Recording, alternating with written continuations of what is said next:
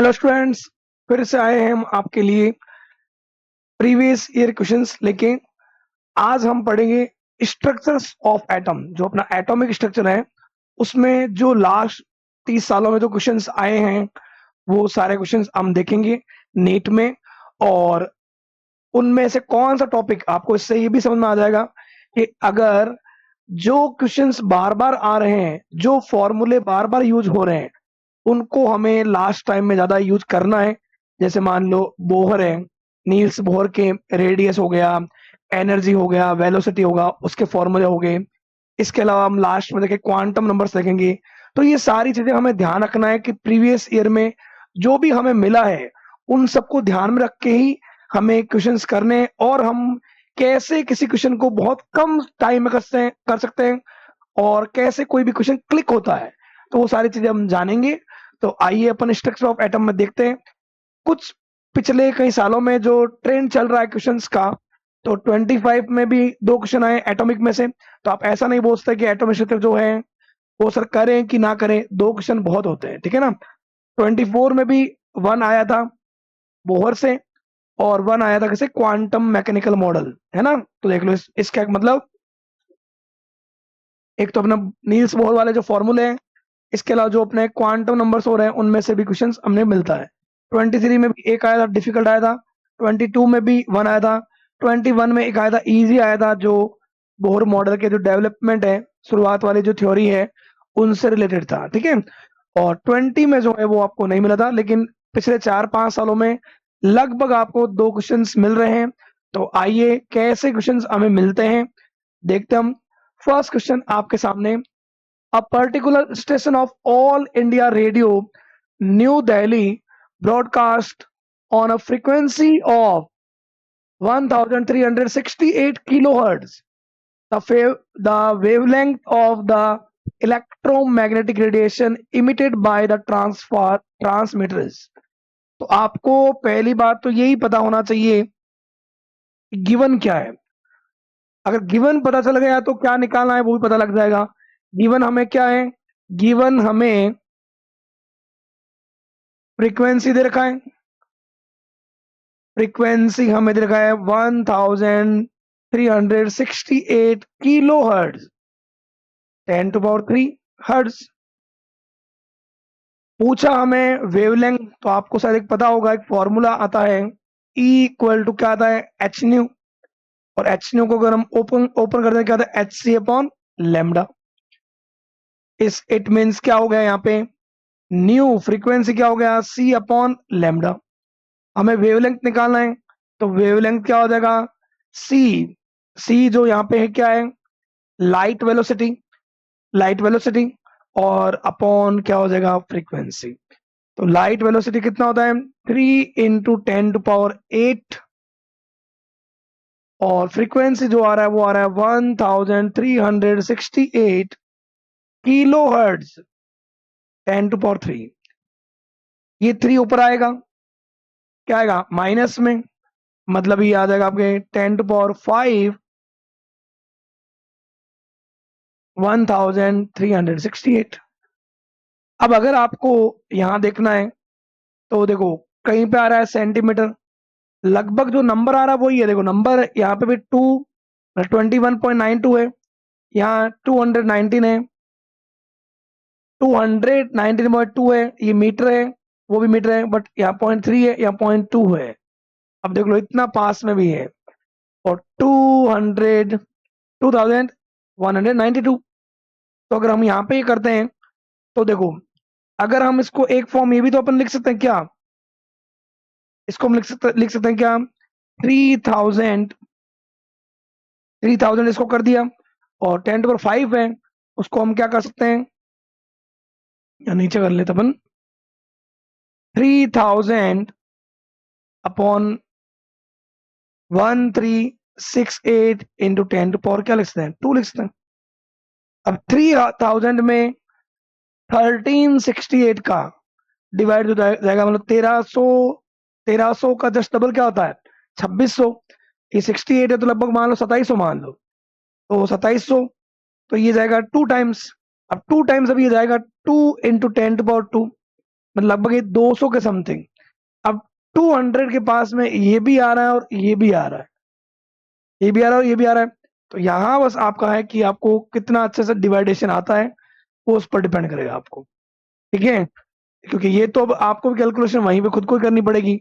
अभी मैं आपको करवा भी दूंगा, तो अभी आपको ही करना पड़ेगा। तो मेन कंसेप्ट क्या था, हमें ये पता होना चाहिए कि एक पर्टिकुलर ऑल इंडिया स्टेशन है, वहां की जो फ्रीक्वेंसी है वो कितनी है, 1368 किलो हर्ट्ज फ्रीक्वेंसी आ गया। अब वो एक क्या है, इलेक्ट्रोमैग्नेटिक वेव। तो इलेक्ट्रोमैग्नेटिक वेव जो होती है उसकी वेलोसिटी कितनी होती है, लाइट की वेलोसिटी के बराबर। लाइट की वेलोसिटी कितनी होती है, 3 × 10⁸। वेवलेंथ निकालना है, तो वेवलेंथ को उधर ले जाओ, फ्रीक्वेंसी को नीचे ले आओ, फ्रीक्वेंसी की वैल्यू रख दिया। ये हमारे पास आया था 3 × 10⁵, इसको हमने चेंज कर दिया 3000 × 10⁻²। अब 3000 में 1368 का 2 टाइम्स आएगा, तो ये 200 के पास में आएगा, तो या तो ये आएगा या ये आएगा। तो ऑलमोस्ट आपको डिवाइड करना होगा, डिवाइड करने में मतलब वही बात है, टाइम जो लगेगा वो आपको लगेगा कैलकुलेशन में। ओके, तो ये आपके सामने है किस पर डिपेंड, वेवलेंथ के लिए क्वेश्चन है, अभी 21 में ही आया, ज्यादा पुराना नहीं है। Next, according to law of photochemical equivalence, the energy absorbed in erg and mole is given as. Law of photochemical equivalence, photon जो होता है, फोटोन की एनर्जी क्या होती है, E = H⁻, पर फोटोन की। अब बोल रहा है इन अर्ग एंड पर मोल में 1 मोल में नंबर ऑफ पार्टिकल कितने होते हैं, Na। आपको Na मॉलिक्यूल का बताना है एनर्जी, लेकिन वो एनर्जी बताना किसमें, अर्ग में। तो अगर आप, और लेमडा की फॉर्म में बताना है, फर्स्ट वाले फॉर्मूले में भी लेमडा आ रहा है, यहाँ पे भी लेमडा आ रहा है, यहाँ पे भी लेमडा आ रहा है, यहाँ पे भी लेमडा आ रहा है। तो H⁻, E = क्या है, H⁻, इसको ऊपर करेंगे तो क्या आएगा, Hc/λ। अब वो पर मोल जो है, इस पर मोल से एक क्लिक आपका होना चाहिए कि पर मोल में कितने पार्टिकल अपने लेने, Na पार्टिकल्स। तो यहां हमारा जो एनर्जी आएगा वो आएगा 6.023 × 10⁻23। प्लैंक कांस्टेंट की वैल्यू अगर अपन जूल में जब लेते हैं, जूल में अगर अपन लेते हैं तो वो तो आता क्या, 6.62 × 10⁻34 जूल आता है। बट 1 जूल में 10⁻7 क्या होता है, अर्ग। तो अगर आप यहाँ पे रखोगे तो ये जो आएगा अर्ग में -27 अर्ग आ जाएगा। सी जो है, लाइट वेलोसिटी होता है 10⁸ मीटर पर सेकेंड। 1 मीटर में 100 सेंटीमीटर होते हैं, 100 सेंटीमीटर। तो आपको इसलिए सेंटीमीटर में लेना है, ये तो दे ही रखा है आपको। वैसे तो ये भी एच वाली वैल्यू भी दे रखी है, अर्ग में दे रखी है, क्योंकि वही बात है, पता होना चाहिए 1 जूल में 10⁻7 कितने होते हैं, अर्ग। बस यहाँ पे रख दो, क्या है 6.62 × 10⁻27 अर्ग multiply 3 × 10⁸, 3 ×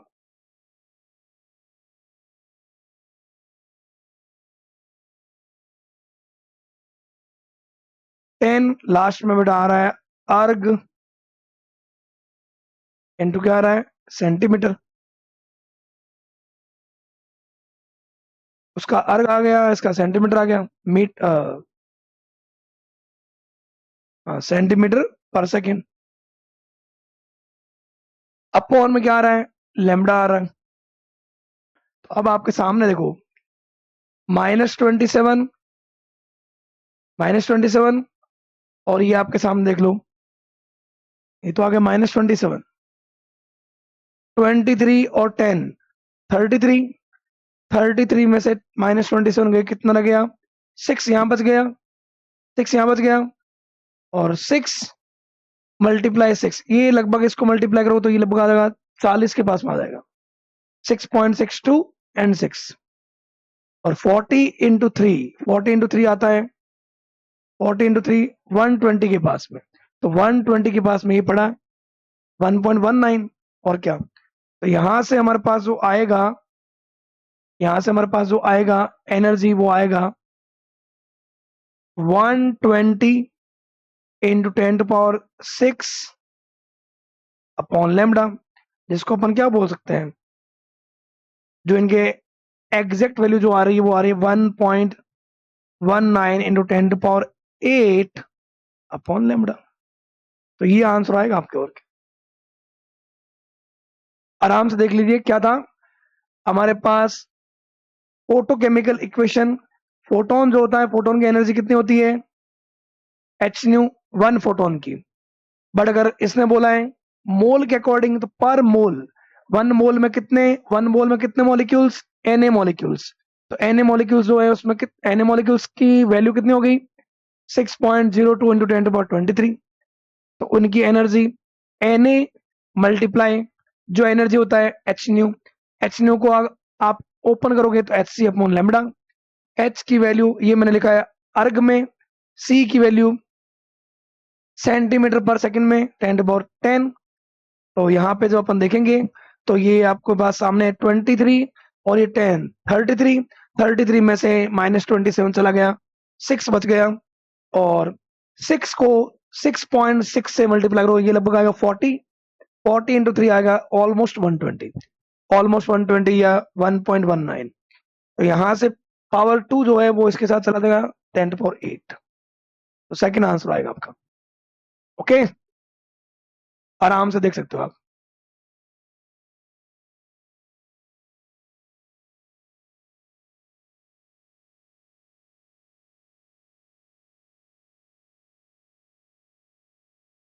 Calculate the energy in joule corresponding to light of wavelength। Light of wavelength, wavelength आपको दे रखा है, एनर्जी बताना है जूल में बताना आपको। तो एनर्जी इक्वल टू वही बात, लाइट की एनर्जी क्या होती है, एच न्यू। तो एच न्यू को ओपन ओपन करेंगे, एच सी अपॉन लेमडा। आपको वेवलेंथ दे रखा है, एच की वैल्यू भी आपको दे रखा है, सी की वैल्यू भी आपको दे रखा, रखना है बस। 6.63 -34, सी की वैल्यू 3 इंटू 10⁸ 45 नैनोमीटर -9। तो -9 ऊपर आएगा, प्लस में 9 और 8 हो जाएगा 17, 9 और 8 17। तो 17 34 में से आएगा -17। 6.6 को 3 से मल्टीप्लाई करोगे, ये लगभग आएगा 20 के पास में, 20/45 माइनस आ जाएगा 70, है ना। और अगर अब यहाँ पे 17 ऑप्शन में नहीं, 18 वाला ऑप्शन है, तो 18 करोगे तो आप इसको ये भी तो लिख सकते हो, इसको आप ये भी लिख सकते हो क्या, 200/45 इंटू 10⁻18। तो 200 में अगर आप डिवाइड करोगे 45 का, तो ये आपके पास आएगा 4.42, ये आंसर आएगा आपके।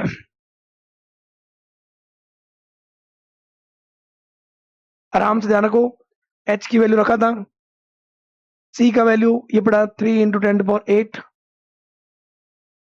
45 नैनोमीटर, नैनोमीटर मतलब 10⁻⁻9, -9 ऊपर जाएगा तो प्लस, तो 9 और 8 हो जाएगा 17, 17 में 17 ये प्लस के माइनस वाले में से जाएंगे, तो माइनस के क्या रह जाएंगे 17। अब ये 20/45 है, अगर हम इसको 200 कर देंगे तो एक पावर और चला जाएगा माइनस में, -18। 200 में 45 का 45 इंटू 4 कितना होता है 180, तो 4 पॉइंट समथिंग आएगा, तो 4 पॉइंट समथिंग 4.48 42 इंटू 10⁻80। ओके, तो ये आपका आंसर आएगा फोर्थ वाला।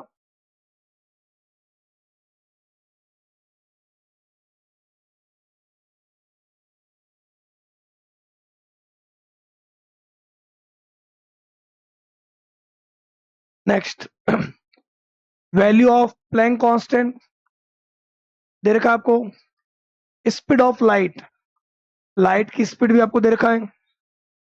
विच value is closest to the wavelength in nanometer, in nanometer of a quantum of light with frequency. तो आपको प्लैंक कांस्टेंट एच का वैल्यू दे रखा है 6.63, 10⁻34 जूल में ही दे रखा है।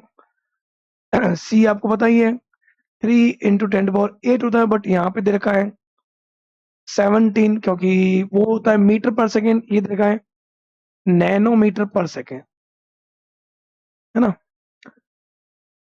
Which value is closest to the wavelength in nanometer, आपको वेवलेंथ बतानी है नैनोमीटर में, और फ्रीक्वेंसी आपको दे रखा है 6 × 10⁻50। तो आपको इतना पता है, न्यू इक्वल टू क्या होता है, सी अपॉन लैम्डा। तो लैम्डा जो आ जाएगा सी अपॉन न्यू।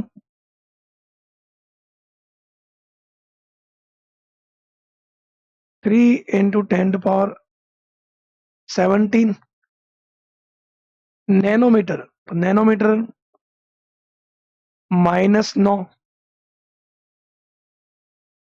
है ना।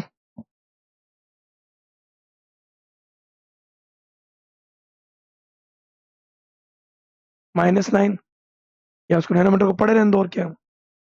नैनोमीटर में अगर आपको लेना है, नैनोमीटर पर सेकेंड, और क्या आ जाएगा फ्रीक्वेंसी, फ्रीक्वेंसी 6 × 10⁻, क्या आ जाएगा 15। तो ये 15 अगर ऊपर जाएगा, 15 अगर क्या जाएगा ऊपर जाएगा, क्या होगा माइनस में, तो ये आपके पास हो जाएगा क्या 3 × 10⁻²/6, और इधर क्या बच जाएगा नैनोमीटर। ये पर सेकेंड था, फ्रीक्वेंसी भी पर सेकेंड होती है, तो पर सेकेंड से पर सेकेंड ये तो कैंसिल हो जाएगा, आपके पास सिर्फ क्या बचा ऊपर नैनोमीटर। और ये क्या हुआ 3 × 10⁻300, 300 में 6 का डिवाइड, 300 में 6 कितना आता है 50, 50 आंसर मिलेगा। बहुत सिंपल ही था। एच का वैल्यू आपको दे रखा था, स्पीड ऑफ लाइट भी आपको दे रखा था, फ्रीक्वेंसी भी आपको दे रखा था, आपको तो क्या निकालना था, लैम्डा निकालना था नैनोमीटर में। तो बस फ्रीक्वेंसी क्या होता है सी अपॉन लैम्डा, लैम्डा सी अपॉन फ्रीक्वेंसी। सी की वैल्यू आपने रख दी, फ्रीक्वेंसी भी रख दिया, इसमें पहले से नैनोमीटर था, 15 अगर ऊपर जाएगा तो क्या बचेगा 2, 300/6 क्या होगा 50। वैल्यू ही रखना था आपको सिर्फ, और कुछ नहीं करना था।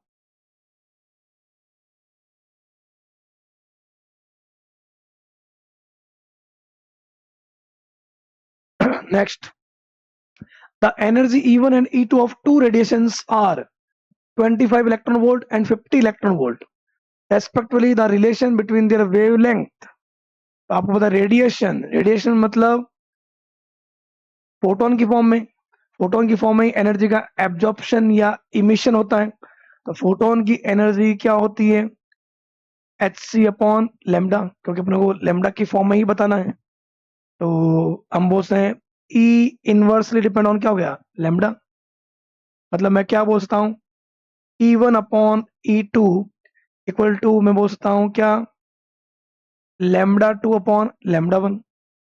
और E1 मेरे को दे रखा 25, E2 दे रहा है 50, तो 25/50 λ2/λ1। तो 25 से 50 चला गया 2 टाइम्स, तो आपके पास क्या आ जाएगा λ1 इक्वल टू 2 λ, मतलब ये आंसर है। बस आपको ये पता होना चाहिए। रेडिएशंस जो एनर्जी का जो भी इमिशन या एब्जॉर्प्शन है वो हमेशा किसकी फॉर्म में होगा? फोटोन। तो फोटोन की एनर्जी कितनी होती है? एच न्यू या एच सी अपॉन लैम्डा। तो एनर्जी लैम्डा के क्या होगा? इनवर्स। तो E1 upon E2 equal to क्या हो जाएगा? Lambda 2 upon lambda 1। E1 और E2 की वैल्यू आपको दे रखा है, तो लैम्डा 2 अपॉन लैम्डा 1 क्या आ गया? 1/2। तो क्या आ गया? Lambda 1 equal to 2 lambda 2। Okay.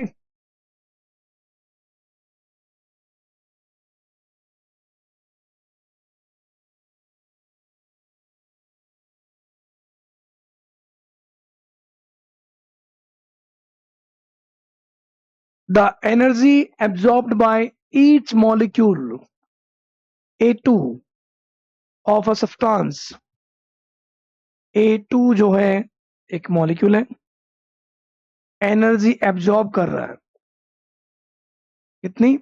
4.4 into 10⁻90 joule. ठीक है।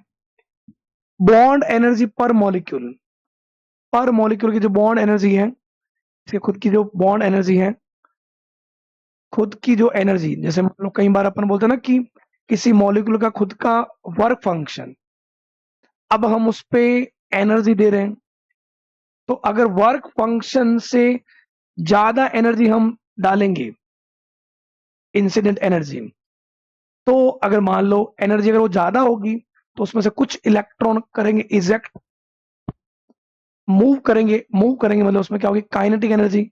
बस वही पूछा है, वो kinetic energy of the molecule पर एटम विल बी, पर एटम। तो बात ये है, मैंने जो भी बोला क्या, इस मॉलिक्यूल का देखो बॉन्ड एनर्जी पर मॉलिक्यूल कितना है? 4 × 10⁻⁹। ओके।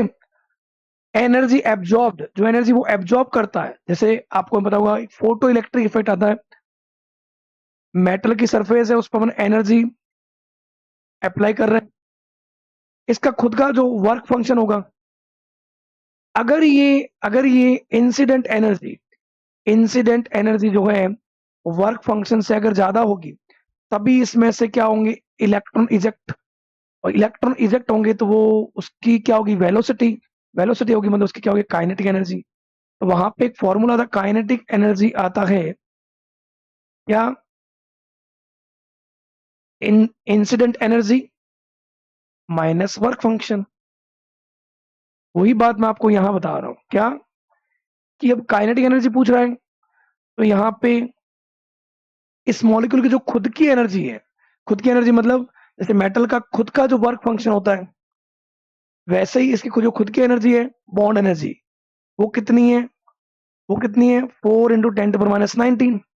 और उस पर जो अपन अप्लाई कर रहे हैं, अप्लाई करने वाली एनर्जी कितनी है? 4.4। तो 4.4 × 10⁻⁹, ये तो हमने उस पर अप्लाई किया है। जो उसकी एनर्जी थी वो कितनी थी? 4 × 10⁻⁹। ओके। तो ये काइनेटिक एनर्जी यही होगी इसमें से लेस करने के बाद। तो 4.4 में से 4 लेस करेंगे अपन, कितना आ जाएगा? 4.4 में से 4.4 × 10⁻⁹, ये आ गया काइनेटिक एनर्जी। बट यहां इसने पूछा है पर एटम। अब ए टू में पर, मतलब ए टू में कितने एटम है? 2 है।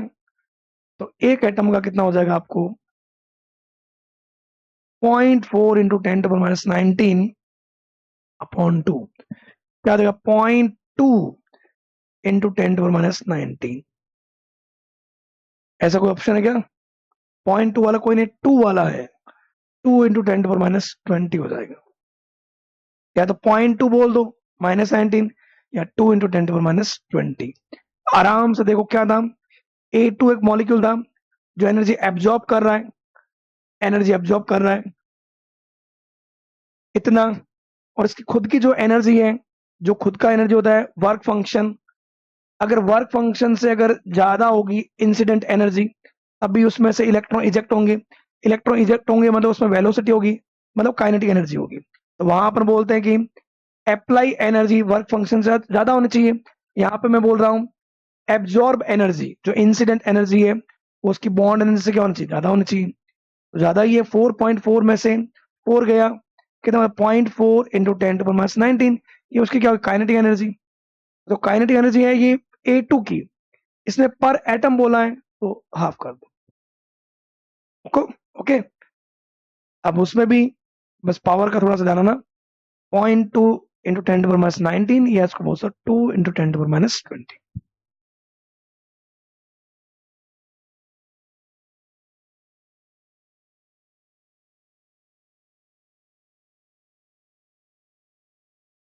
The value of Planck constant is 6.63 into 10 to the power minus 34.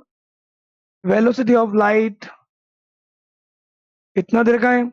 Which value is closest to the wavelength in nanometer of a quantum of light with frequency of 8 into 10 to the power 15. तो देखो आपको nanometre बताना है, frequency equal to क्या था, सी upon lambda. तो सी की value कितना होता है, 3 इंटू 10⁸ मीटर पर सेकेंड, है ना। तो अपने को बतानी वेवलेंथ बतानी है, वेवलेंथ बतानी है तो अपने को फ्रीक्वेंसी अपॉन में आ जाएगा, ये आप ऐसा बोल सकते हो, वेवलेंथ आ जाएगा क्या, सी अपॉन फ्रीक्वेंसी, 3 इंटू 10⁸, फ्रीक्वेंसी आ गया 8 इंटू 15। ये 15 अगर ऊपर आएगा तो क्या आएगा, माइनस, किस में आ जाएगा, माइनस में। तो माइनस में आएगा तो कितना हो जाएगा, ये 15 हो गया, 3 इंटू 10⁸ हो गया, wavelength in nanometres.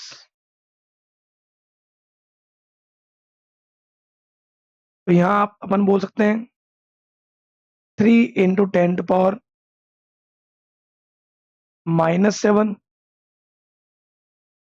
Upon 8।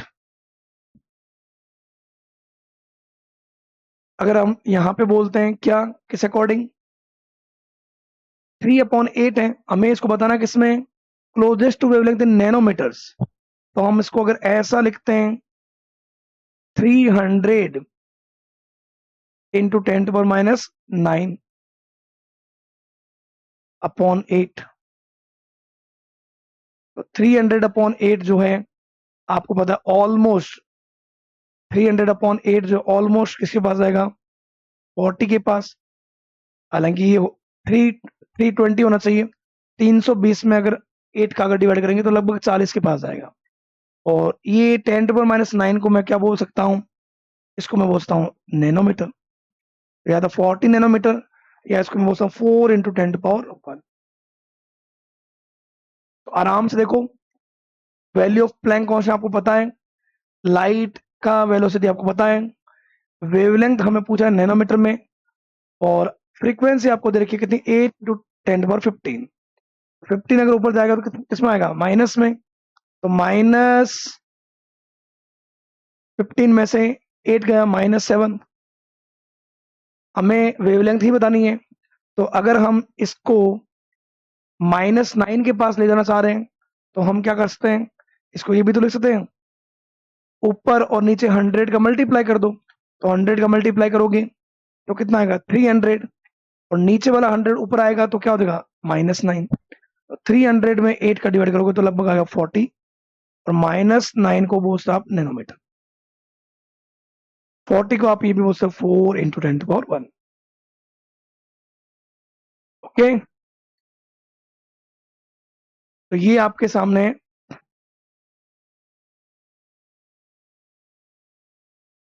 if the energy of a photon is given as 3.03 into 10⁻⁹ joule, then wavelength of the photon is, joule में ही दे रखा है, एनर्जी एच न्यू, एनर्जी का H C upon lambda. Wavelength निकालना है तो Hc/E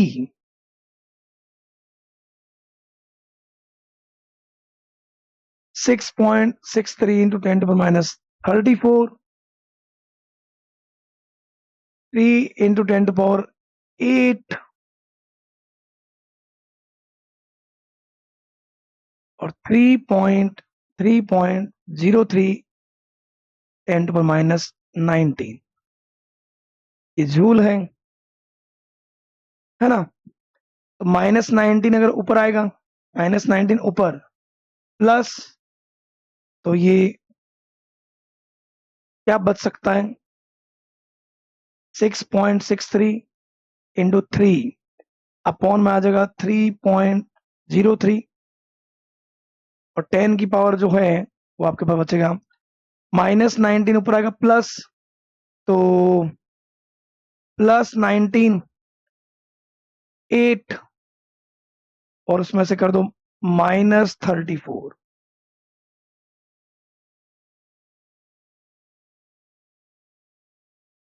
27 में से 34, तो ये बच जाएगा आपके पास -7।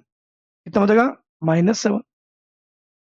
तो ऊपर आपके पास बचेगा 6.63 को 3 से मल्टीप्लाई 20 अपॉन आ गया 3.03, 10 टू पावर आ रहा है -7 के पास में, तो 20/3 कितना होता है? 6 समथिंग आता हो, तो कितना आता है? यहां से आपके पास आएगा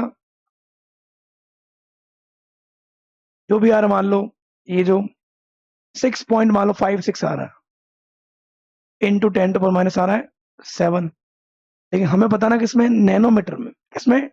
नैनोमीटर। तो नैनोमीटर बताना है तो हमें इसको करना पड़ेगा -9, तो इधर भी आपको 100 से मल्टीप्लाई करना पड़ेगा, तो 656 नैनोमीटर आएगा।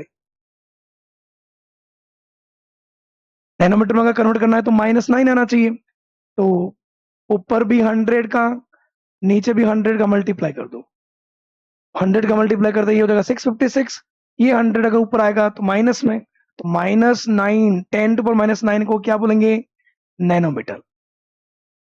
ओके, तो सिंपल सा था आपके पास, वो बार बार वही फॉर्मूला आता है फोटॉन्स का, H nu H C upon lambda, wavelength निकालना है एच सी अपॉन ई, ई की वैल्यू आपको दे रखा है, एच आपको पता है प्लैंक कांस्टेंट, सी लाइट वेलोसिटी और एनर्जी आपको दे रखा है। Okay, next, in the photo electron emission the energy of the emitted electron, photo electron emission मतलब फोटो इलेक्ट्रिक इफेक्ट, ये मान लो कोई मेटल है, मेटल की जो खुद की एनर्जी होती है वो क्या होता है? Work function. जो हम एनर्जी अप्लाई कर रहे हैं इंसिडेंट एनर्जी, और जो इलेक्ट्रॉन इजेक्ट हो रहा है वो किसकी फॉर्म में? काइनेटिक एनर्जी की फॉर्म में। तो काइनेटिक एनर्जी तो क्या मिलती है हमें? Incident energy minus work function. ये काइनेटिक एनर्जी ही तो किसकी होती है? इलेक्ट्रॉन की एनर्जी। तो photo electron emission, the energy of emitted electron की जो एनर्जी है वो कम होगी, इससे इंसिडेंट जो फोटोन है उससे कम होगी। ये इंसिडेंट फोटोन की एनर्जी है जो इंसिडेंट हुई है, उसमें कुछ कमी करेंगे वर्क फंक्शन का, तो हमें जो मिलेगी वो किसकी फॉर्म में? काइनेटिक एनर्जी फॉर्म में निकलेगी। तो smaller than the incident photon, smaller होगा, ग्रेटर थोड़ी होगा। जो एनर्जी बच जाएगी, मतलब अगर एक मेटल के पास जो भी एनर्जी है उसकी, उससे अगर अपन ज्यादा एनर्जी डालेंगे तभी उसमें से इलेक्ट्रॉन इजेक्ट होंगे, तो जो इलेक्ट्रॉन इजेक्ट हो रहे हैं उसकी जो एनर्जी होगी वो तो क्या होगी? इंसिडेंट एनर्जी में से वर्क फंक्शन को लेस करने के बाद जो एनर्जी रहता है, तो काइनेटिक एनर्जी की वैल्यू जो है वो इंसिडेंट एनर्जी से क्या होगी? कम होगी। Okay, electron was shown experimentally to have wave properties by wave properties को एक्सपेरिमेंटली सबसे पहले किसने बताया था? डेविसन एंड जर्मन ने। डे ब्रॉगली ने तो वेव और पार्टिकल दोनों नेचर बताया था, जो अपन बोलते हैं lambda equal to H upon M V. Niels Bohr तक जो भी था वो थ्योरेटिकल था, पोस्टुलेट थे, वो तो एक्सपेरिमेंटल नहीं था। और श्रोडिंगर ने भी जो बताया था, इक्वेशन बताई थी, वो भी एक्सपेरिमेंटली नहीं था। कि उसने तो ये बोला था कि जो भी एटॉमिक ऑर्बिटल्स जो है वो एक वेव की तरह, या इलेक्ट्रॉन में वेव का नेचर होता है, बट उसको एक्सपेरिमेंटली जो प्रूव किया था सबसे पहले वो किसने किया था? Davisson and German. Okay, which of the following is never true for cathode rays? Cathode rays के लिए क्या नेवर ट्रू, क्या सही नहीं होगा? They possess kinetic energy. तो कैथोड रे जो है वो कैथोड रे कोई भी इलेक्ट्रोड में से, तो इलेक्ट्रोड किसी का बना होगा, वो किसी ना किसी पार्टिकल के मास का, और मास होगा तो उसका पार्टिकल के कोई ना कोई वेलोसिटी भी होगी, और वेलोसिटी होगी तो काइनेटिक एनर्जी हो सकती है। काइनेटिक एनर्जी क्या होती है? Half M V square. जो भी पार्टिकल्स, क्यों कैथोड रेज या इलेक्ट्रॉन्स, इलेक्ट्रॉन्स की वेलोसिटी ऑलमोस्ट ऑलमोस्ट पास में होती है लाइट की वेलोसिटी के, लेकिन एग्जैक्ट बराबर नहीं होती थी, लगभग 3 × 10⁻⁷ के पास में रहता। तो मतलब उसमें मास भी है और उसकी वेलोसिटी भी होता है, तो काइनेटिक एनर्जी तो उसमें होगा। दे आर इलेक्ट्रोमैग्नेटिक वेव, ये बात नहीं है। इलेक्ट्रोमैग्नेटिक वेव तो कौन सा होता है? Radio, micro, infra, visible, UV, X-ray, gamma ray and cosmic ray. They produce heat, heat produce करता है, क्योंकि जब इतनी काइनेटिक एनर्जी है तभी किसी पर स्ट्राइक करेगा तो एनर्जी प्रोड्यूस होता है। प्रोड्यूस मैकेनिकल प्रेशर, और जब वो स्ट्राइक करता है तो उस पार्टिकल दूसरे पार्टिकल पे प्रेशर जनरेट करता है वहां पे, क्योंकि इसका मास भी है, मास भी है तो एक फोर्स भी जनरेट होगा, और फोर्स भी जनरेट होगा तो मतलब एक मैकेनिकल प्रेशर भी रहेगा। तो ये भी सही है, ये भी सही है, फर्स्ट भी सही है, बट ये इलेक्ट्रोमैग्नेटिक वेव नहीं होता। ओके, तो ये गलत है, never true for cathode raise. Energy and radius of first bore और ऑर्बिट ऑफ हीलियम प्लस होना चाहिए यहाँ पे, helium plus and lithium plus two, क्योंकि बोहर की बात कर रहा है तो बोहर ने बात की थी सिंगल इलेक्ट्रॉन स्पीसीज के लिए। तो सिंगल इलेक्ट्रॉन स्पीसीज के लिए इसने आर एच भी दिया है, और आपको ए नॉट वैल्यू दे रखा है। इसके अलावा आपको ये रेडियस एनर्जी रेडियस लिथियम के लिए, एनर्जी रेडियस हीलियम के लिए, तो आपको पता होना चाहिए। एनर्जी का फॉर्मूला जो है उस अकॉर्डिंग आपको करना है इसको। 2.18 आपको आर एच की वैल्यू दे रखा है इन्होंने, और ओके, इसके अलावा Z square upon R square, तो आपको जेड भी इन्होंने हीलियम और लिथियम बोल दिया, तो जेड भी आपको दे रखा है। तो यहाँ हम ये बोल सकते हैं जो ई एन होता है किसी भी ऑर्बिट में, R H Z square upon क्या बोलते हैं? N square.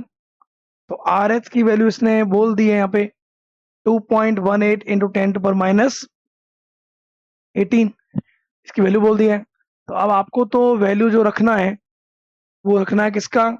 जेड स्क्वायर और एन स्क्वायर का।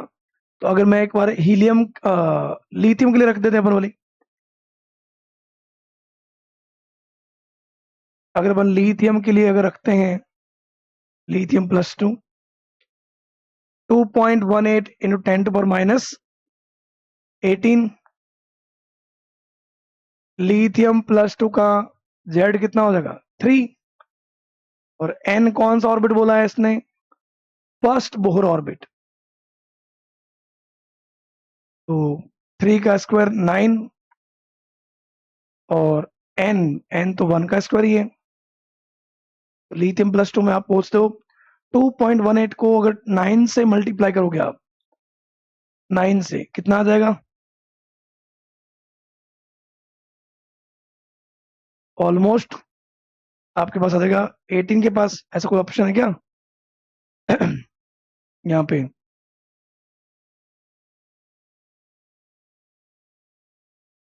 लिथियम प्लस टू वाले में ऐसा है, 19.62 वाला है। और यहाँ पे अपन देख सकते हैं इसके अलावा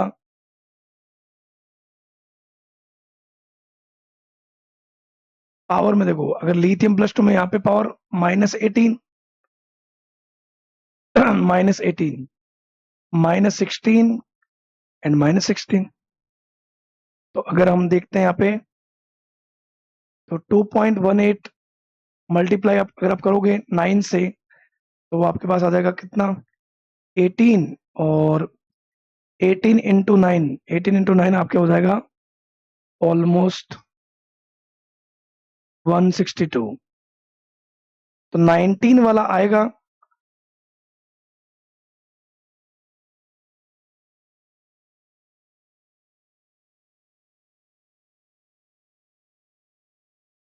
नाइनटीन पॉइंट, बट उसमें भी पावर जो आ रहा है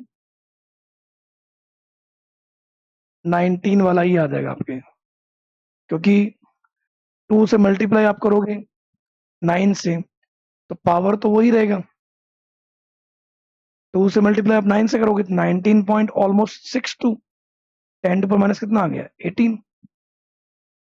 तो ये आपके ऑलमोस्ट आएगा एनर्जी लिथियम प्लस टू में। और अगर हम बात करते हैं हीलियम वाले में, He+, 2.18 into 10 to the -18। Helium के लिए जेड की वैल्यू कितना होता है, 4 या 3 या 2? क्या होता है जेड? मास 4 होता है। जेड कितना लेना है अपने को, हीलियम का जेड कितना लेना है, 2। तो जेड हमें लेना है 2 का स्क्वायर 4। फर्स्ट ऑर्बिट है तो 1 का स्क्वायर तो 1 ही रहेगा। तो 2.18 को 4 से मल्टीप्लाई करोगे आप, तो यहाँ आएगा आपका 8.72, यहाँ आएगा आपके पास 8.72 इंटू 10 to the -18। ये आपके आ सकता है जो यहाँ पे ये पड़ा देखो, हीलियम वाले में। तो हीलियम प्लस वाले में 8.72 10 to the -18, 19.62 10 to the -18। यहाँ ये पावर जो है -16, ये नहीं होगा। लिथियम प्लस टू वाले में 8.72 नहीं आता है। और यहाँ पर भी अगर आप देखते हैं, तो यहाँ पर भी लिथियम प्लस टू वाले में आपके 8.72, तो ये मैच नहीं होगा। आपको क्या करना था, आपको ध्यान रखना है एन ऑर्बिट में एनर्जी का फॉर्मूला होता है आर एच की वैल्यू आपको दे रखा है, Z²/n²। जेड और एन आपको चेंज करना था, जो आपको दे रखा है जेड। तो हीलियम के लिए क्या होता है, जेड की वैल्यू 2, और लिथियम+2, लिथियम के लिए जेड की वैल्यू 3। कौन से ऑर्बिट, फर्स्ट ऑर्बिट। तो आपको यहाँ पे मैंने क्या रखा, लिथियम वाला पहले मैंने किया, तो लिथियम का जेड मैंने रखा 3 का स्क्वायर 9। फर्स्ट ऑर्बिट में 1 का स्क्वायर 1। तो 9 की मल्टीप्लाई से करोगे आप, 2.18 को 9 से मल्टीप्लाई करोगे 19.62 10 पर -18। और यहाँ अगर करोगे आप हीलियम प्लस का जेड कितना होता है, 2 होता है। तो 2 का स्क्वायर कितना होता है, 4। 4 से मल्टीप्लाई करोगे 8.72 इंटू 10 पर -18। तो एनर्जी जो है, एनर्जी में ही काम हो जाता है, -18 -18। बाकी फिर अगर आपको रेडियस भी करना है, तो रेडियस वाला तो आप यहाँ पे भी कर दो, रेडियस 0.529 n²/z। तो अगर आपको लिथियम+2 करना है, कौन सा, लिथियम+2, तो लिथियम+2 वाले में n तो आपको कौन सा दे रखे हैं, फर्स्ट ऑर्बिट, कौन सी, फर्स्ट। और जेड कौन सा दे रखा है, 3। 0.529 n आपको 1 दे रखा है। और जेड आपको दे रखा है कितना, लिथियम वाले में 3। मैंने लिया था एंगस्ट्रॉम में, यहाँ दे रखा है पिकोमीटर में। तो अगर आप पिकोमीटर में चेंज कर दो तो वहां पे आप बोल सकते हो उसको 52.9 भी बोल सकते हो। तो अगर 52 वाले में अगर आप करोगे, ये मैंने जो ले रखा है यहाँ पे 0.5 to 9, ये किसमें, एंगस्ट्रॉम में है। पिकोमीटर में क्वेश्चन के अकॉर्डिंग करोगे आप तो 52.9 अपॉन अगर आप 3 करोगे तो ये ऑलमोस्ट आ जाएगा 17.6 के पास में आ जाएगा। तो वो भी आपके फर्स्ट में ही आ रहा है, तो मतलब आंसर इसका क्या होगा, फर्स्ट। ओके, तो ये अपन इस तरह से देख सकते हैं कुछ क्वेश्चंस। 13 नंबर क्वेश्चन है आपके सामने।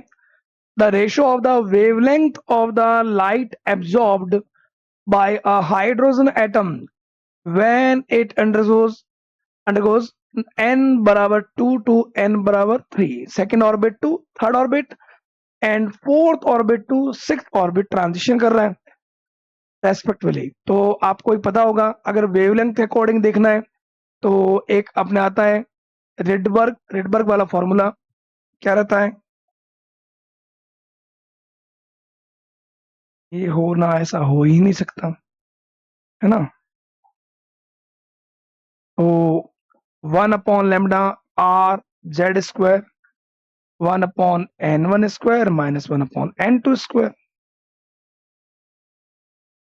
तो अगर हम यहाँ पे वेवलेंथ का अगर रेशियो देखना है, फर्स्ट अपन देख लेते हैं 2 से 3, है ना। दोनों ही किसके लिए, हाइड्रोजन एटम, तो जेड तो सिमिलर ही है, आर वहां पे कांस्टेंट रहता है तो वो भी सिमिलर है। तो अगर अपन λ1 देखते हैं,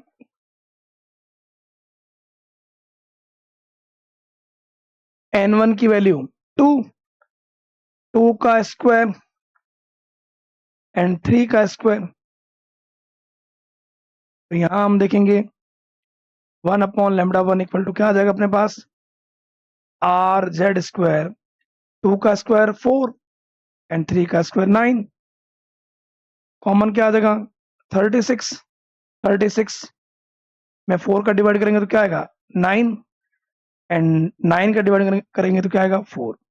तो 9 - 4 क्या, 5। 1/λ1 आ गया अपने पास 5 आर जेड, जेड तो हाइड्रोजन एटम है, तो हाइड्रोजन एटम का जेड क्या था, 1, 1 का स्क्वायर 1, 5r/36।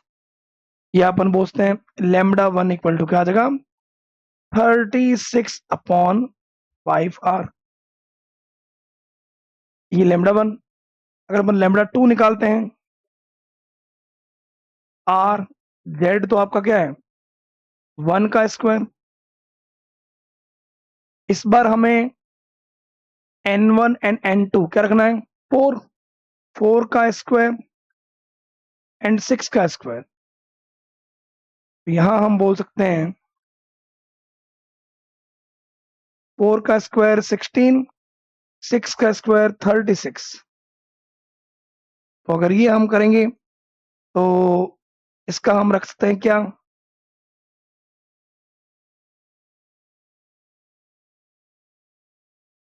36 के अकॉर्डिंग अगर अपन रखते हैं तो यहाँ अपन रखते हैं 144 में ये चला जाएगा 9, तो वो चला जाएगा 4। अपन ये भी कर सकते हैं, इन दोनों का अगर कॉमन लेते हैं 144, तो 144 में 16 का 9 टाइम्स, 36 का 4 टाइम्स, तो ये अपने पास आ जाएगा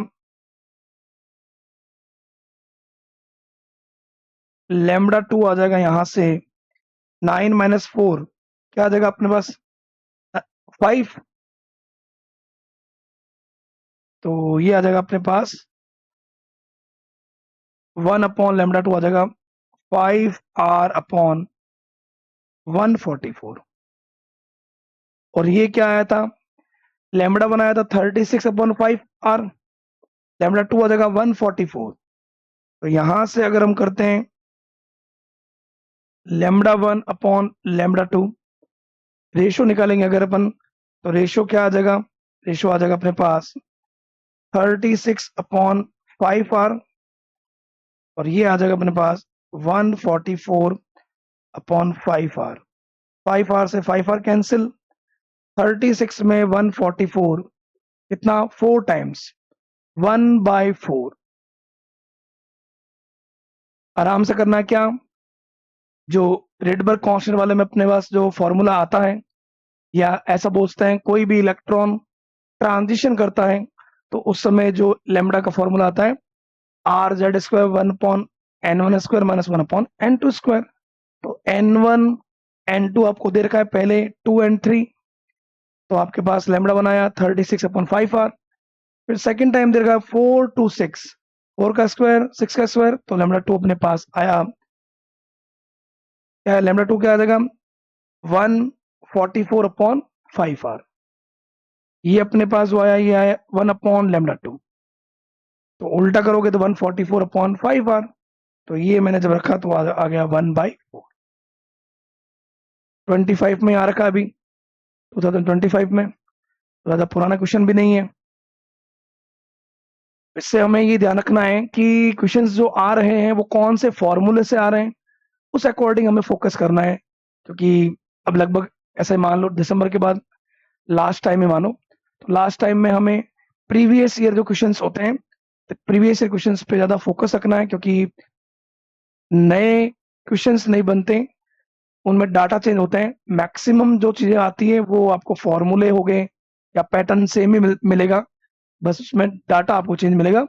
तो यहाँ पे ये जो फॉर्मूला है उस पे क्वेश्चंस बहुत बार दिखेगा आपको, जिनमें से एक अभी 25 में आया है, तो क्या आंसर मिलेगा इसका 1/4। नेक्स्ट नेक्स्ट आपको दे रखा है गिवन बिलो आर 2 स्टेटमेंट्स, तो 2 स्टेटमेंट्स दे रखे आपको। फर्स्ट स्टेटमेंट दे रखा क्या, Balmer spectral lines for hydrogen atom with lowest energy is located at 5/36 RH centimeter inverse. तो आपको लोवेस्ट एनर्जी, अब एनर्जी लोवेस्ट है, बामर स्पेक्ट्रल लाइंस, स्पेक्ट्रम में अपने पास जो आता है, जो अपन बोलते हैं delta E equal to R S, तो साथ में आएगा ही आएगा। उसके अलावा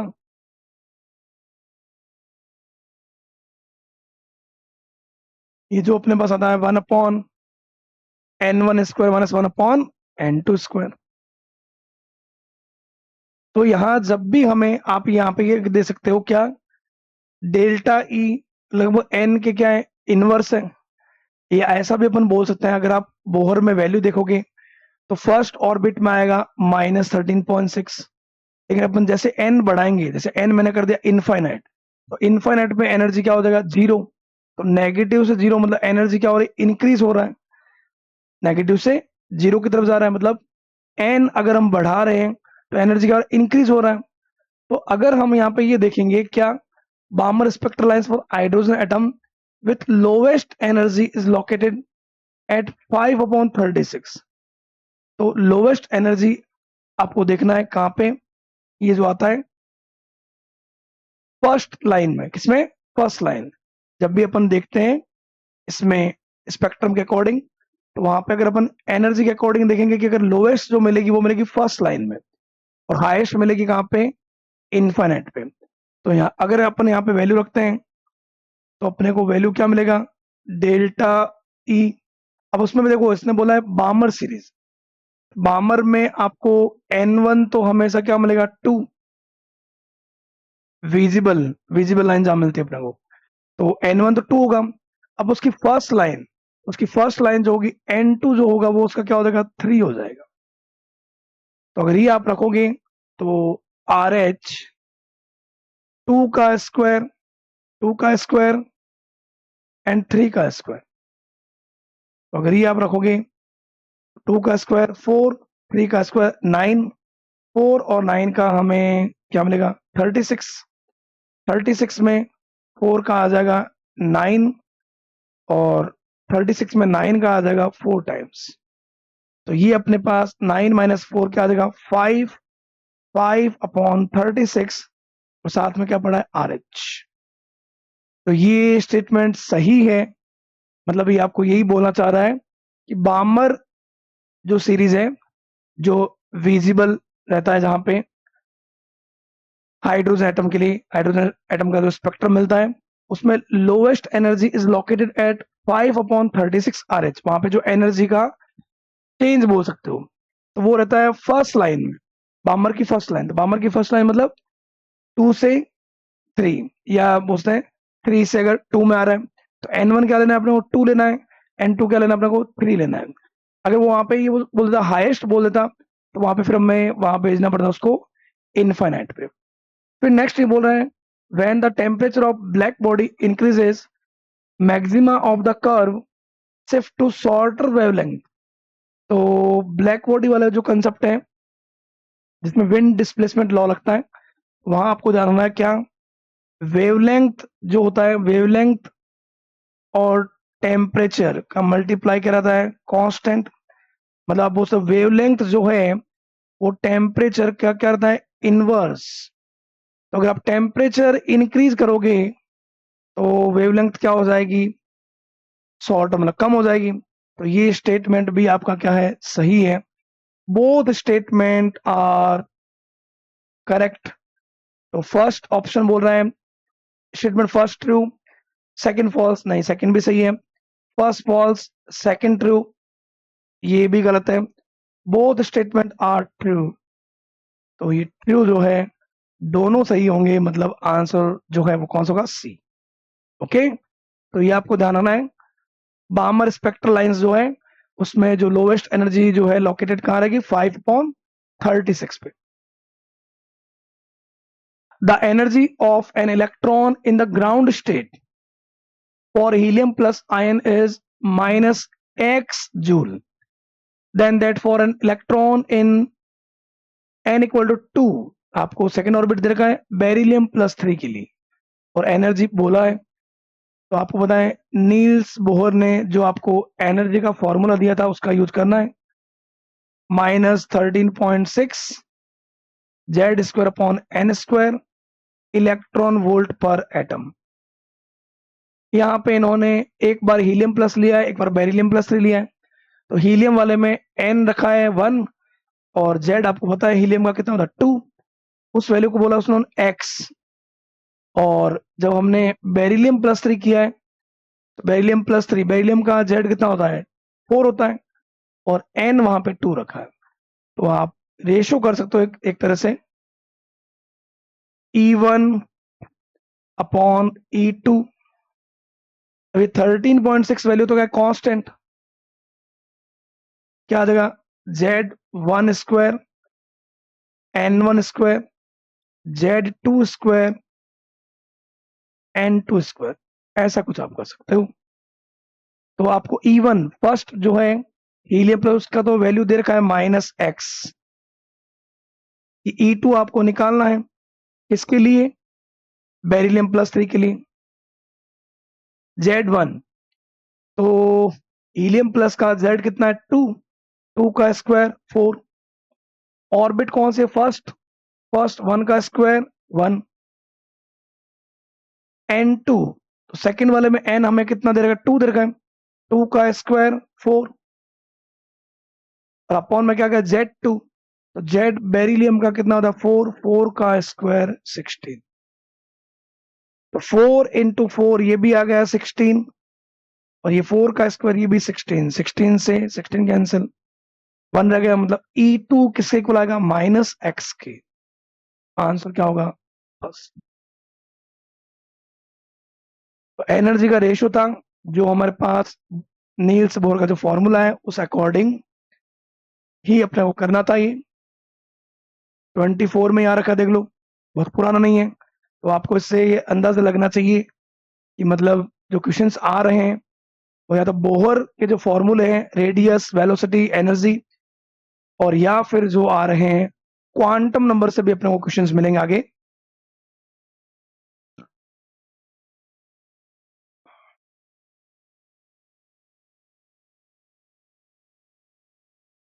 ओके,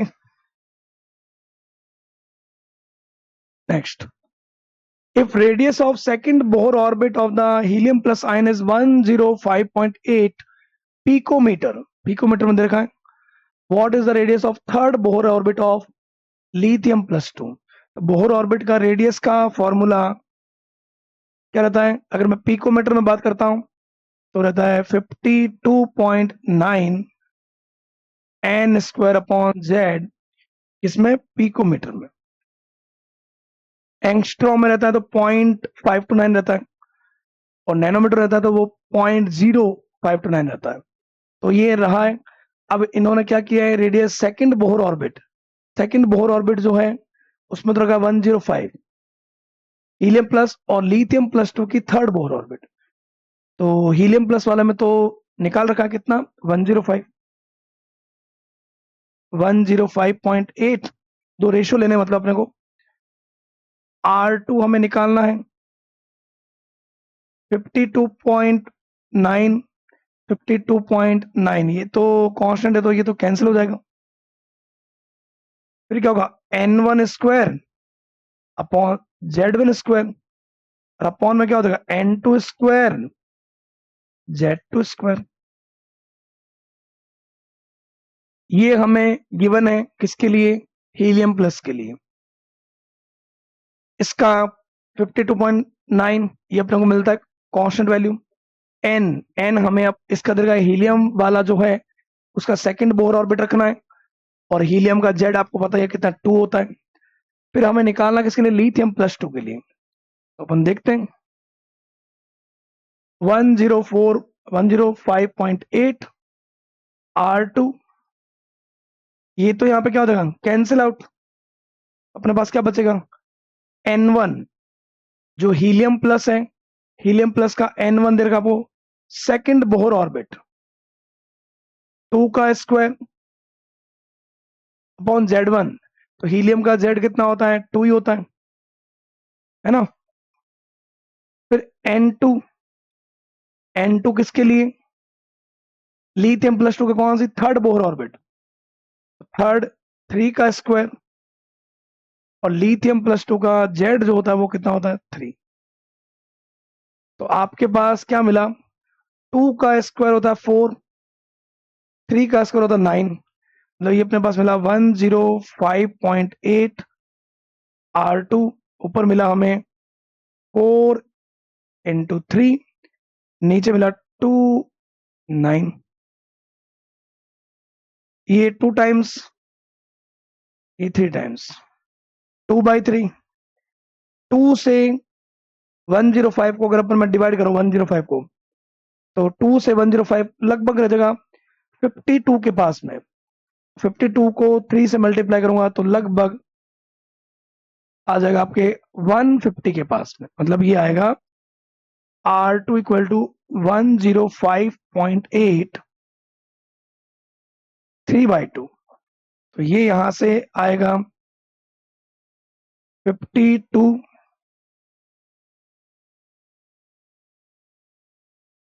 52.9, और उसको मल्टीप्लाई अगर आप करोगे तो लगभग आपके पास आ जाएगा,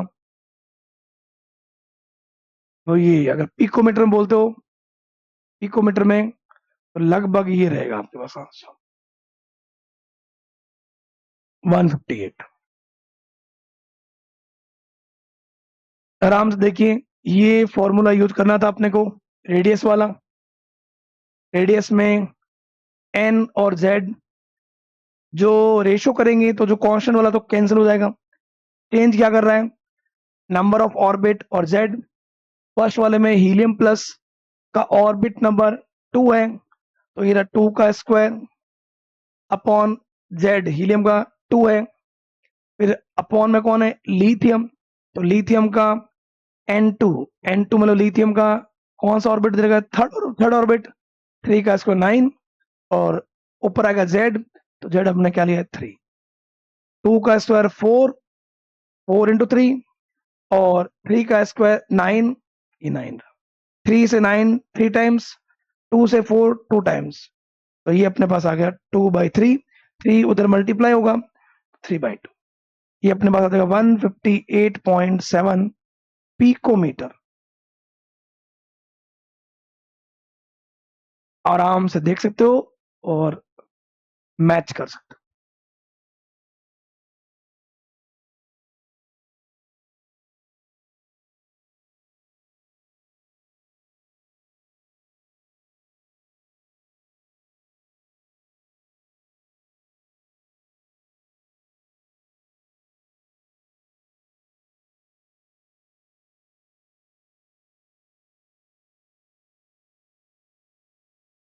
नेक्स्ट नेक्स्ट दे रखा है विच of the following series of transition, अगर इलेक्ट्रॉन ट्रांजिशन कर रहा है हायर टू लोअर, तो हायर से लोअर आता है तो एनर्जी इमिट करता है, लोअर से हायर ऑर्बिट जा रहा है जैसे n-2 से n-5 जा रहा है तो एनर्जी का अगर एब्जॉर्ब, तो दोनों में इलेक्ट्रॉन का ट्रांजिशन हो रहा है, ट्रांजिशन के दौरान भी हमें वेवलेंथ के अकॉर्डिंग पता चलता है कि कहाँ पे इंफ्रारेड रहेगा, कहाँ पे विजिबल रहेगा।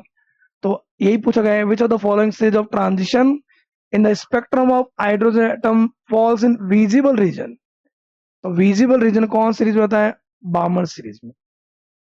बामर सीरीज में जो आपको वेवलेंथ मिलेगा वो वेवलेंथ लगभग 300 टू, या बोलते हैं उसको ऑलमोस्ट 400 टू 700 नैनोमीटर के पास में मिलेगा। तो वो विजिबल रीजन होता है, इसलिए विजिबल रीजन किसमें मिलेगा, बामर सीरीज में। आपको लाइमन सीरीज मिलेगी अल्ट्रा वायलेट में, और पार्शियन सीरीज ये जो मिलेंगे इंफ्रारेड में। Okay next, in hydrogen atom the day Broglie wavelength of an electron in the second Bohr orbit. Day Broglie wavelength का एक रिलेशन रहता है, डे ब्रॉगली वेवलेंथ, वेवलेंथ और रेडियस के बीच में एक रिलेशन रहता है। क्या, अगर वेव है तो वेव अगर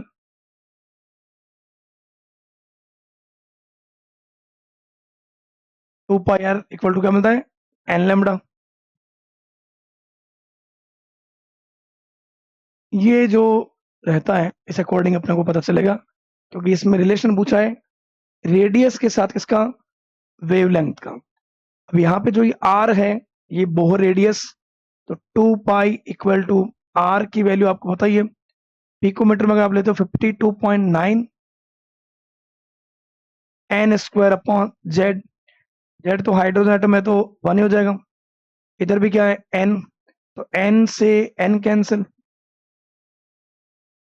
एन कौन सा लेना है, सेकंड बोहर ऑर्बिट कौन सा, और जेड जो है, जेड आपको मिल गया क्या 1, तो यहाँ आएगा 2 पाई 52.9 पिकोमीटर, एन की वैल्यू 2 रख दो, जेड 1 रख दो, ये आपके पास आ जाएगा वेवलेंथ।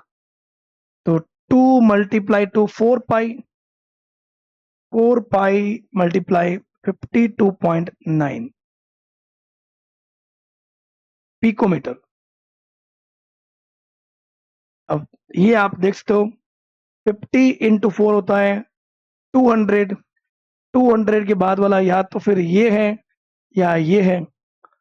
अब इसमें साथ पाई भी आ रहा है, यहाँ पे पाई भी आ रहा है, तो लगभग ये होगा 211.6 पाई पिकोमीटर, ये आपको मिलेगा वेवलेंथ। आपको इसका यूज करना है कि जो एक अगर इलेक्ट्रॉन जो है उसकी जो सरकमफेरेंस रहती है, हिंदी में बोलते परिधि जो रहती है 2 पाई आर, वो किसके इक्वल होगा बेटा, N number of wave, N number of wave कितनी वो वेव बना रहा है उस according. Okay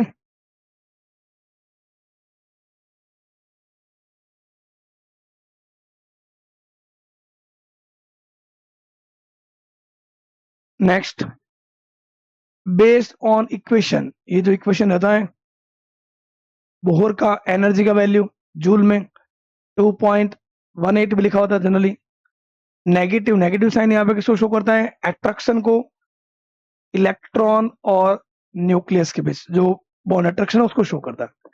10⁻18 Z square upon N square. Conclusion are written which of them is not correct, कौन सा करेक्ट नहीं है। Larger the value of N, larger is orbit radius, N की वैल्यू हाई होगी तो आपको पता है 52.9 picometer N square upon Z, तो अगर एन बढ़ेगा तो उसके साथ रेडियस भी बढ़ेगा, ये बात तो सही है। Equation can be use to calculate change in energy when the electron change orbit, तो अगर ऑर्बिट चेंज होगा तो n1 और n2 चेंज होगा तो एनर्जी भी चेंज होगी, तो एनर्जी चेंज के लिए भी हम ये यूज कर सकते हैं, तो ये बात भी करेक्ट है। n बराबर 1 electron has a more negative energy. n बराबर 1 में आपको पता है एनर्जी होता है -13.6 इलेक्ट्रॉन वोल्ट। n बराबर 6 जो है वहां पे अगर अपन एनर्जी देखेंगे, बात हो रही है हाइड्रोजन एटम के लिए, तो हाइड्रोजन एटम वाले में अगर n बराबर 6 में अगर अपन एनर्जी देखते हैं -13.6, जेड तो आपको पता ही है 1 का स्क्वायर 1 ही रहेगा, बट n बराबर 6 का स्क्वायर 36, तो ये नेगेटिव में कम होगा। तो नेगेटिव में जितना ज्यादा होता है उतना अट्रैक्शन ज्यादा होता है। तो n बराबर 1 electron has a more negative energy, it does for n बराबर 6, which means that the electron is more loosely bound in the smallest allowed orbit। मतलब ये बोल रहा है कि जो स्मॉलेस्ट ऑर्बिट है उसमें लूजली बॉन्डेड होगा, लूजली बॉन्डेड नहीं होगा, जहां पे मोर नेगेटिव एनर्जी है वहां पे अट्रैक्शन फोर्स ज्यादा है, स्ट्रांगली बॉन्डेड है वहां पे। तो ये स्टेटमेंट गलत हो सकता है। Negative sign in equation simply means that the energy और electron bond to the nucleus is lower than it would be if electrons were at the infinite distance from the nucleus। अगर infinite distance होगी बहुत ज्यादा तो वहां loosely bonded होगा। तो negative sign जो है वो ये शो करता है जो उनके बीच में अट्रैक्शन न्यूक्लियस और इलेक्ट्रॉन के बीच, उसको रिप्रेजेंट कर रहा है। Lower than it would be if electrons were at the infinite distance from the nucleus. Infinite distance जहां होती है वहां पे तो एनर्जी क्या होती है, जीरो हो जाती है। तो बस वही बात है कि यहाँ पे अगर हम एनर्जी की बात करें, जितनी ज्यादा नेगेटिव होगी उतना ज्यादा अट्रैक्शन क्या होगा, हाई होगा। तो ये बात तो करेक्ट है। रॉन्ग कौन सा है, सी। ओके, तो अपन को इस इक्वेशन के अकॉर्डिंग यही बताना था कौन सा करेक्ट नहीं है। इस पॉइंट को थोड़ा सा ध्यान से पढ़ना आराम से, क्योंकि लैंग्वेज जो है थोड़ी टफ है। जितना एन हाई होगा उतना एन जो है जितना कम है उतना नेगेटिव वैल्यू हाई मिलता है, और नेगेटिव वैल्यू हाई मिलता है मतलब वहां पे अट्रैक्शन हाई है। एन हाई होने के साथ तो नेगेटिव में वैल्यू कम मिलेगी आपको।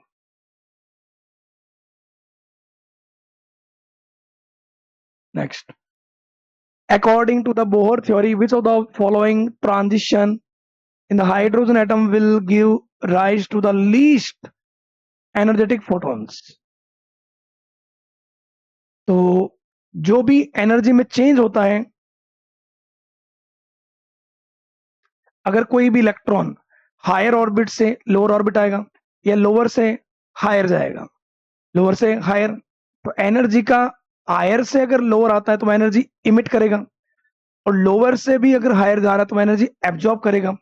तो एनर्जी का एब्जॉर्प्शन या इमिशन किसकी फॉर्म में होता है, फोटोन की फॉर्म में। किसकी फॉर्म में, फोटोन की फॉर्म में। तो और उस दौरान चेंज किसमें होगा, एनर्जी में। और एनर्जी में चेंज होगा तो आपको एक डेल्टा ई का फॉर्मूला आपको सर पता होगा, 13.6 Z square 1/n1 square minus 1/n2 square. या हम इस अकॉर्डिंग भी कर सकते हैं, डेल्टा ई निकाल लो यहाँ पे, delta E equal to E final minus E initial. तो अब 6 to 1 आओगे, n बराबर 6, n बराबर 6 की एनर्जी जो होगी ऑलमोस्ट, मैंने अभी बोला जो -13.6 अपॉन 6 का स्क्वायर 36, 13.6 अपॉन 36, ऑलमोस्ट जो आएगा वो आएगा आपके पास 36.3 के पास में आएगा, -0.30 इलेक्ट्रॉन वोल्ट।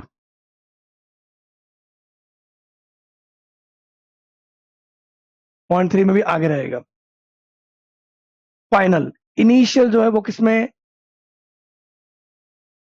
यहाँ पे अगर मान लो n बराबर 6 to क्या आ रहा है, 1 में आ रहा है, वो 6 to 1 में, तो वहां पे जो चेंज मिलेगा आपको, अब 1 की एनर्जी कितनी है, 13.6, कितनी 13.6, तो यहाँ पे जो डिफरेंस मिलेगा अपने को 13.6 और ये इसकी एनर्जी होगी मान लो 0.30 इलेक्ट्रॉन वोल्ट। तो यहाँ ऑलमोस्ट आपको मिलेगा 13.3 इलेक्ट्रॉन वोल्ट के पास डिफरेंस मिलेगा।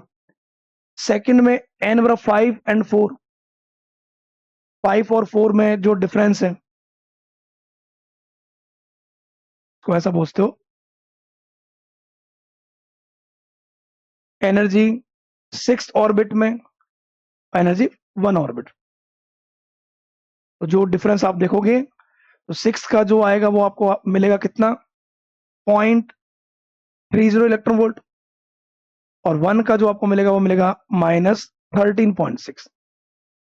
तब वो नेगेटिव वाली प्रॉब्लम आपको नहीं आएगी। माइनस माइनस ये क्या प्लस, ये यहाँ वाला क्या है माइनस में, तो इस प्लस में से अगर माइनस लेस करोगे तो लगभग ये प्लस में 13.3 इलेक्ट्रॉन वोल्ट के पास में आ जाएगा। अगर आप यही बात सेकंड में करोगे, फिफ्थ और फोर्थ में, तो फिफ्थ ऑर्बिट में जो रहता है 13.6 अपॉन 5 का स्क्वायर, 5 का स्क्वायर होता है 25, कितना 25। तो यहां अगर आप करोगे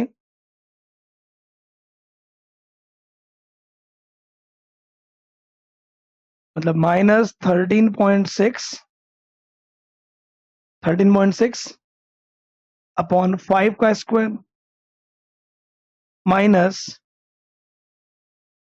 13.64 का स्क्वायर, तो ये ऑलमोस्ट 13.6 अपॉन 5 का स्क्वायर होता है 25। तो 25 में ये आपके पास जो आएगा ऑलमोस्ट माइनस में आएगा 0.54, और ये जो आएगा 16 का ऑलमोस्ट आपके पास आ जाएगा 13.6 में।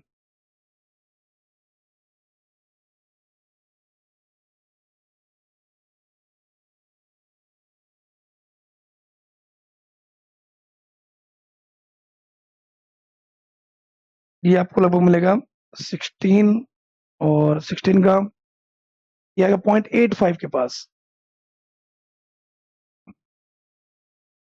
0.85, ये माइनस अंदर भी माइनस 0.85। तो ये जो डिफरेंस आपको मिले 0.85 में से माइनस माइनस का प्लस, प्लस में से अगर ये माइनस का लेस करोगे तो ये आएगा प्लस में 0.30 इलेक्ट्रॉन वोल्ट। थर्ड ऑप्शन में अगर आप आओगे सिक्स और फिफ्थ में, तो यहाँ डिफरेंस आपको और कम मिलेगा, क्योंकि फिफ्थ वाले का जो है ये आपके सामने देखो, फिफ्थ वाले का कितना था 0.54, और सिक्स वाले का बड़ा था 0.3। तो यहाँ पे जो डिफरेंस मिलेगा वो आपको ऑलमोस्ट एक की एनर्जी जो है सिक्स वाले की एनर्जी है 0.30 इलेक्ट्रॉन वोल्ट, और फिफ्थ वाले की है 0.50 या 54 जो है। तो ऑलमोस्ट जो डिफरेंस मिलेगा वो मिलेगा आपको 0.20 इलेक्ट्रॉन वोल्ट मिलेगा यहाँ पे। और जो ये ऑप्शन है आपके पास फिफ्थ वाला, फोर्थ ऑप्शन जो है n बराबर 5 में होता है -0.85, n बराबर 3 में जो होता है थर्ड ऑर्बिट में होता है एनर्जी 1.51 इलेक्ट्रॉन वोल्ट। तो यहां जो डिफरेंस मिलेगा वो लगभग आपको मिलेगा, देख लो कितना मिलेगा 0.66 मिलेगा, यहाँ पर मिलेगा 0.66 इलेक्ट्रॉन वोल्ट का डिफरेंस मिलेगा। तो फोर्थ ऑप्शन मिल रहा है 0.66 मिल रहा है, थर्ड में आपको मिल रहा है 0.20 इलेक्ट्रॉन वोल्ट, बी में आपको जो मिल रहा था वो आपको मिल रहा है 0.30 इलेक्ट्रॉन वोल्ट, फर्स्ट में आपको मिल रहा है 13.3 इलेक्ट्रॉन वोल्ट। तो बात ये है, इसको आप शॉर्ट में ऐसा भी कहते हो, यहाँ ऑर्बिट नंबर तो सबसे लोअर ऑर्बिट होगी, तो लोअर ऑर्बिट वालों में एनर्जी का डिफरेंस क्या होगा ज्यादा रहेगा, क्योंकि फर्स्ट ऑर्बिट में -13.6 होता है। तो 13.6 और n बराबर 6 जो है उसकी एनर्जी जो होगी वो नेगेटिव में बहुत कम होगी, तो ये नेगेटिव में बहुत हाई है और ये नेगेटिव में बहुत कम है, तो ये डिफरेंस सबसे क्या होगा, हाई रहेगा। इन्होंने आपको पूछा है लीस्ट एनर्जेटिक फोटोन, तो लीस्ट मतलब जो सबसे कम डिफरेंस है, सबसे कम डिफरेंस होगा जहां आपका देख लो एन बहुत हाई है, तो एन बहुत हाई कौन सा है, 6 और 5 वाला। एन इंक्रीज होने के साथ साथ जो डिफरेंस है डेल्टा ई का वो बहुत कम होगा, तो यहाँ आपको जो डिफरेंस मिलेगा वो सबसे कम मिलेगा। इसका डिफरेंस लगभग आपको मिलेगा ऑलमोस्ट 0.20 इलेक्ट्रॉन वोल्ट मिलेगा, थर्ड ऑप्शन। फोर्थ ऑप्शन मिलेगा 0.66 इलेक्ट्रॉन वोल्ट। तो ये थोड़ा आपको ध्यान रखना है कि अगर एन हाई होगा, एन अगर हाई होगा तो डेल्टा ई का डिफरेंस क्या होगा, कम मिलेगा, इसलिए सी आंसर। ओके, मेन ध्यान ही रखना है फोटोन की फॉर्म में होगा, तो फोटोन की फॉर्म में जब होगा तो फोटोन की एनर्जी का एच न्यू और किसके इक्वल होता है, एनर्जी डिफरेंस के। अब एनर्जी डिफरेंस में आपको N1 N2 रखना है, तो उस अकॉर्डिंग करना चाहिए। E2 E6 minus E1, E5 minus E4, E6 minus E5 और E5 माइनस E3। जहां N आपका हाई आएगा वहां डिफरेंस कम आएगा। Okay, next. The energy of second Bohr orbit of the hydrogen atom minus 328 kilojoule per mole, and hence the energy of fourth Bohr orbit। तो यहां पे देखो बोहर ऑर्बिट में एक का एनर्जी दे रखा है, दूसरे का एनर्जी आपको पूछा है। Second Bohr orbit, fourth Bohr orbit, N change किया है, बोहर की बात आ गई, मतलब क्या हो गया, हाइड्रोजन एटम, मतलब जेड भी उसने फिक्स कर दिया। तो एनर्जी का फॉर्मूला क्या होता है, वही जो वैल्यू अपन 13.6 Z square upon N square. तो कांस्टेंट वाला तो कट जाएगा, जेड और एन के अकॉर्डिंग देख लो, जेड भी हाइड्रोजन में सिमिलर रहेगा। यहां आप बोल सकते हो E inversely depends on n square. First time दिया आपको -328, कौन से ऑर्बिट, सेकंड बोर ऑर्बिट, तो 2 का स्क्वायर, E2 आपको पूछा है, और फोर्थ का स्क्वायर, 4 का स्क्वायर 16, 2 का स्क्वायर 4, 4 से 16 4 टाइम्स, तो ये आ गया -328 E2, इधर आ गया 4/1, 4 से ये कैंसिल होगा 82, -82 किलो जूल पर। डायरेक्ट जो बोर का फॉर्मूला है वही लगाना आपको, energy inversely depends on number of orbit.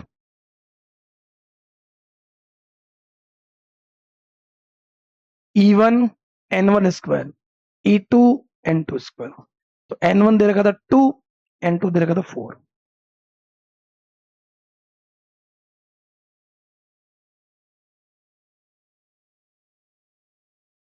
Next, frequency of radiation emitted when the electron falls from n equal to 4 to 1 in hydrogen atom will be given ionization energy of hydrogen 2.18 into 10 to the minus 18 joule.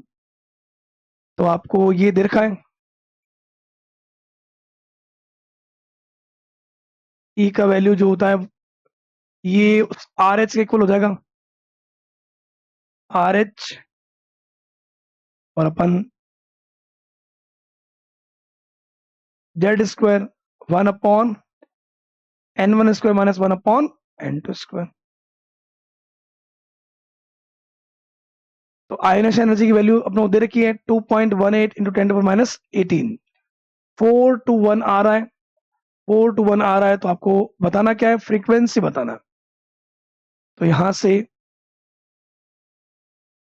और कौन सा atom देगा, hydrogen atom देगा, तो Z भी कितना आ गया 1, तो ये अपने पास आ जाएगा 2.18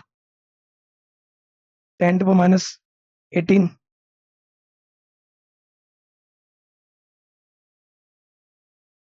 N1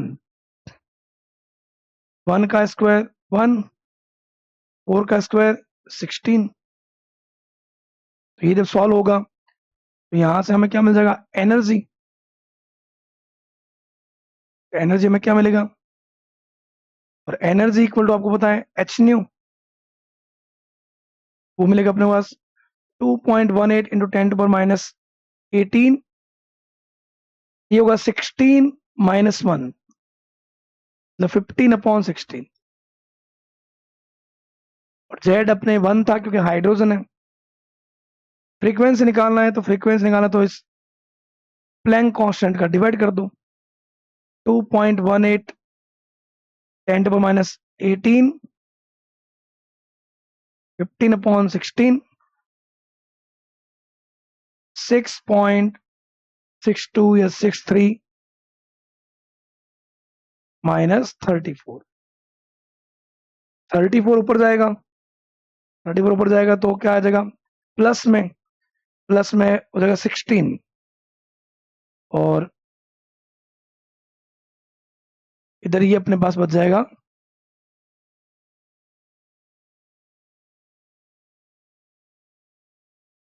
2.18 15 6.62 16, और 10 टू पावर क्या बच जाएगा 16। अगर ऑलमोस्ट ऑलमोस्ट करें, क्योंकि थोड़ा ऑप्शन दूर दूर ही है, 15 × 2 होता है अपना, 15 × 2 30, ये 6.6 को अगर मैं ऑलमोस्ट मानता हूं 7, या 6 मानता हूं, 16 × 6 को बेटा अगर मानता हूं मैं 100 मान लेता हूं, तो ये 100 हो गया, ये 30/100, 30.3, 0.3 मतलब ये आ जाएगा ऑलमोस्ट 0.3 इंटू 10⁻16, जिसको अपन ये भी तो लिख सकते हैं 3 इंटू 10⁻15। ये क्या हो गया, 2 इंटू 15 30, 6.6 इंटू 16 ऑलमोस्ट 100 के पास, तो 30/100 क्या होता है 0.3, 0.3 इंटू 10⁻16, इसको अपन ये भी लिख सकते हैं।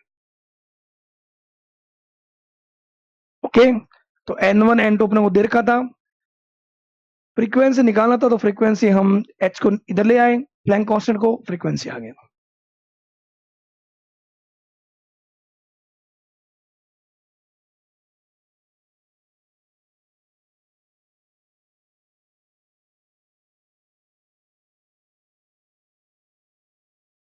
ये क्वेश्चन वैसे बहुत पुराना है, बट वही बात देख लो, अभी इतने अपने देखे हैं, तो जो भी स्पेक्ट्रम के जो फॉर्मूले हैं, रिडबर्ग वाला फॉर्मूला जो है वेवलेंथ का, एनर्जी का, उनमें से क्वेश्चंस बहुत ज्यादा आते हैं, अपने को ध्यान रखना है उनका।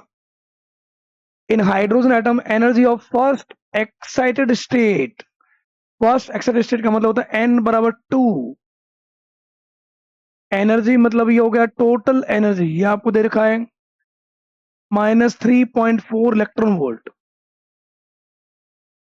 सेम ऑर्बिट में आपको पूछा है काइनेटिक एनर्जी, तो पोटेंशियल एनर्जी और काइनेटिक एनर्जी दोनों ही इक्वल होता है, बस काइनेटिक एनर्जी होती है पॉजिटिव में, ये होती है नेगेटिव में। तो आप पोटेंशियल एनर्जी इक्वल टू होता है माइनस काइनेटिक एनर्जी, माइनस, गलत है दी, total energy equal to minus kinetic energy. Potential energy तो जस्ट डबल होती है उसकी। तो अगर हमें टोटल एनर्जी हमारे पास आ गया कितना, -3.4 इलेक्ट्रॉन वोल्ट, काइनेटिक एनर्जी अगर हमें निकालना है तो माइनस से माइनस कैंसिल, 3.4 इलेक्ट्रॉन वोल्ट ही आएगा। तो अपने को ये ध्यान रखना है, सेकंड बोहर ऑर्बिट, क्योंकि ये फर्स्ट एक्साइटेड स्टेट का मतलब होता है n = 2। Okay, according to Bohr theory, the energy required for an electron in the lithium plus 2 ion to emitted from n = 2 state, given that the ground state ionization energy of hydrogen atom is 13.6 electron volt। तो अपने को ये करना है, Bohr theory के according energy required for electron lithium plus 2 के लिए to be emitted from n = 2 से, तो n/2 से इमिटेड बोल रहा है, मतलब वो आयोनाइज कर रहा है। आयोनाइज कर रहा है मतलब वो उसको भेज रहा है इनफाइनाइट पे। इनफाइनाइट पे तो हमें पहले तो n/2 में एनर्जी निकालनी होगी लिथियम +2 के लिए। तो एनर्जी का फॉर्मूला अपने पास क्या होता है, -13.6 Z² / n²। लिथियम +2 है, कौन सी ऑर्बिट है, ऑर्बिट अपने पास n/2 second orbit. 13.6 Z, lithium का Z कितना, 3, 3 का स्क्वायर 9, 2 का स्क्वायर 4। तो ये अपने पास आ जाएगा -13.6 9/4। 9/4 होता है 2.25।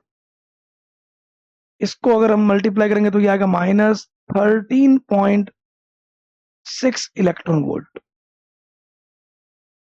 बट ये तो आया सेकेंड ऑर्बिट में, हमें इसको इमिटेट करना है। तो इमिटेट करना तो हमें आयोनाइज करना पड़ेगा। तो आयोनाइज करना पड़ेगा तो हमें मतलब जो एनर्जी रिक्वायर्ड है, एनर्जी चेंज, वो है चेंज क्या है, इनफाइनाइट फाइनल माइनस इनिशियल कौन सा है, सेकेंड ऑर्बिट।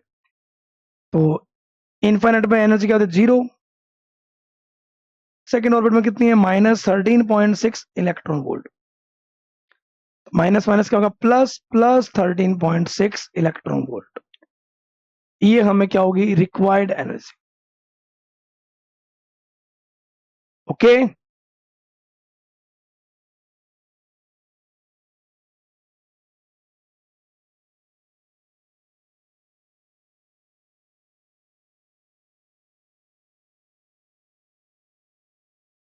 आराम से देख सकते हो, बोहर थ्योरी के अकॉर्डिंग है, एनर्जी रिक्वायर्ड पूछा है, लिथियम +2 को इमिटेड कर रहे हैं फ्रॉम n/2 से। अब यहाँ पे थोड़ा सा ये आपको जाना है, इमिटेड मतलब वो आयोनाइज कर रहा है। आयोनाइज कर रहा है मतलब सेकंड से उसको इन्फिनिट भेज रहा है। तो इन्फिनिट में एनर्जी 0 है, सेकंड में कितनी है, 13.6। Next, the Bohr orbit radius for the hydrogen atom approximately 0.530 angstrom दे रखा है इस बार। Radius for the first excited state क्या होता है, n/2। तो रेडियस का फॉर्मूला 0.529 बोलते हैं, 0.530 n²/z, ये आता है एंगस्ट्रॉम में। तो फर्स्ट ऑर्बिट में तो वो आता है, हमें बताना है सेकंड ऑर्बिट में। तो बस 0.530 n का 2 का स्क्वायर 4, और बोहर बोल दिया, हाइड्रोजन एटम बोल दिया, तो जेड हो गया 1।